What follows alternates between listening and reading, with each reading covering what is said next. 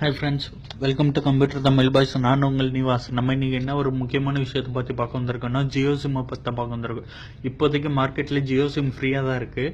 But பார்த்தீங்கன்னா அவங்களுக்கு ஒரே காரணம் அது ஃப்ரீயாக விற்கிறதுக்கு என்னென்னா, எல்லா கம்பெனிலையும் நீங்கள் சிம்மு வாங்கும் போதே உங்களோட ID proof, photo proof, signature மட்டும் தான் கேட்பாங்க.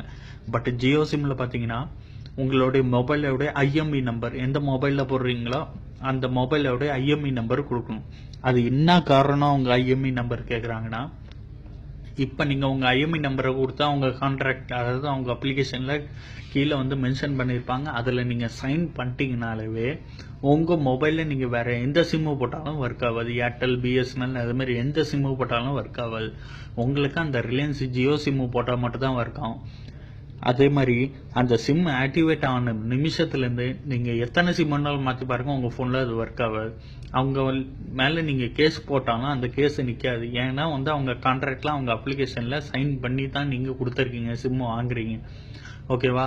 சரி பரவாயில்ல இருக்கட்டும், அவங்க கான்ட்ராக்டில் நான் கண்டினியூ பண்ணுறேன்னு நீங்கள் நினச்சிங்கன்னா, ஃபஸ்ட்டு 3 மாதம் 4 மாதத்துக்கு உங்களுக்கு அவன் கொடுத்துருக்கானே local calls, voice calls free, internet data ஃப்ரீன்னு